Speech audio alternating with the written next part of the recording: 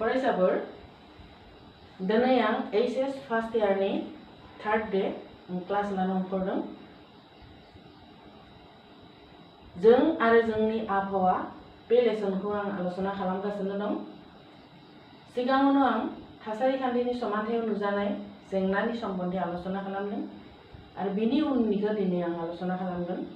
बे जादों थासारि खान्थिनि समानथायाव नुजानाय जेंनाया गिथाव बाथाव महर लानायनि जोबथा जाहोन बेनि सोमोन्दै आलोचना खालामगोन आरो बे जादों आबहावा गुबुंले जानाय।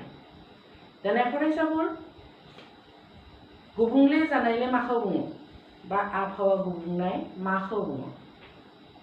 बे आबहावा गुबुंनाया जादों बार, दै आरो हानि जिबियारि आखुथायफोरनि नाङि बायदि सोलायनायखौनो गुबुंले जानाय बुङो।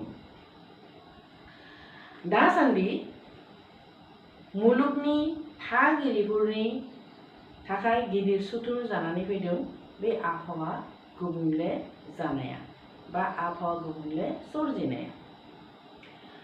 दाजेमारि जौगाखांनाय, सुबुं हारिनि दावगाखांनाय, सुबुं जिउनि राहा, हारिमुआरि मावखान्थिफोराव हेंथा सोमजिहोदों बे आबहावा गुबुंनाया।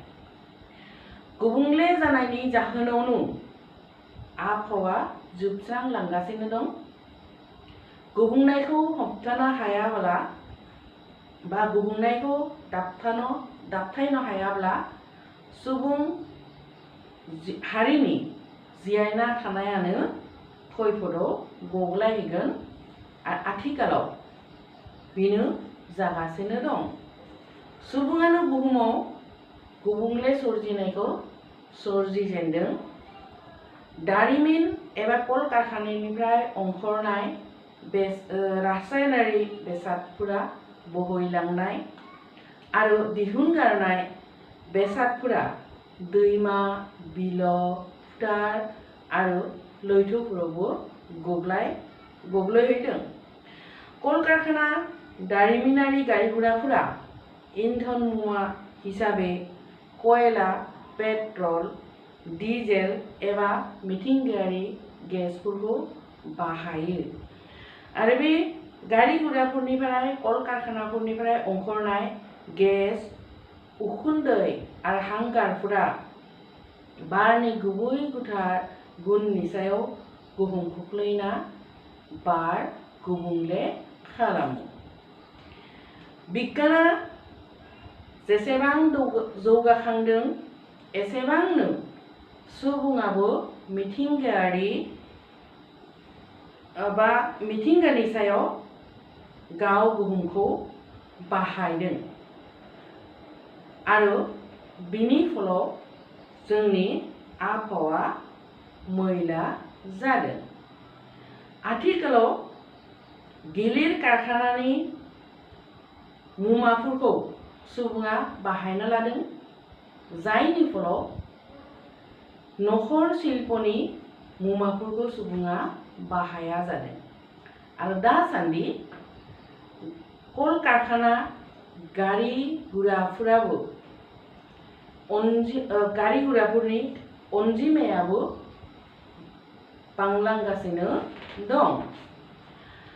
हाग्रा-बंग्रा एवस्रांनानै गोदान आबाद मावनो लानाय लोगो लोगो हाग्रामा जोबलांगासिनो दं। हाग्रामा ओनसोला खमायलांगासिनो दं।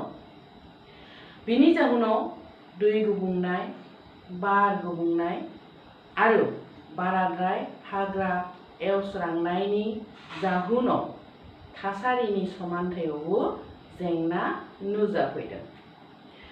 सुबुं अनजिमा बांलांनाय लोगो लोगो जाग्रा आदार बाहायनो सुबुङा आबादफोराव रासायनारि हासार, एम्फौ सिथारनाय मुलि मालाम बाहायनानै जाग्रा आदारनि मोजां फिथाइ दिहुननो लादोंब्लाबो बेफोरा जोंनि आबहावानि गोबां खहा खालामगासिनो दं। बे मुलि मालामफोरनिफ्राय ओंखारनाय मुवाफोरानो हानि दाथाय आरो बिथाखौबो नष्ट खालामो एबा बिथाफोरनि खहा खालामो आरो हा सिंनि दैखौ गुबुंले खालामो आरो बेनिफ्राय दैनि जिबिफोरखौबो फोजोबस्राङो। दिनैनि बुहुमाव गिदिर मोनसे जेंनाया जादों एसिड अखा। बारमण्डलाव गोसारना थानाय सालफार आरो नाइट्रजेननि अक्साइडफोरा दै खफजों लोगो नांनानै एसिड गोनां अखानि थरथिं सोरजियो। बिनि जाहोनाव दारिमिन गोनां ओनसोलाव एसिड अखा गोग्लैयो आरो बेबायदि एसिड अखाया जोंनि आबाद फसल आरो हाग्रामा ओनसोलखौ फोजोबस्राङो आरो बेबायदि एसिड अखा गोग्लैब्ला बे खालि हाग्रामा बा जोंनि जानाय आदार बा आबादाव जे गोहोम खोख्लैयो बे नङा, बेबायदि अखाया सुबुं जिउनि सायावबो गोहोम खोख्लैयो। दानिया फरायसाफोर नेक्स्ट क्लासाव आं बे आबहावाखौ गुबुंले जानायखौ माबायदि होबथानो हायो बिनि सोमोन्दै आं आलोचना खालामगोन। दिनै एसेयावनो आं दोनबाय।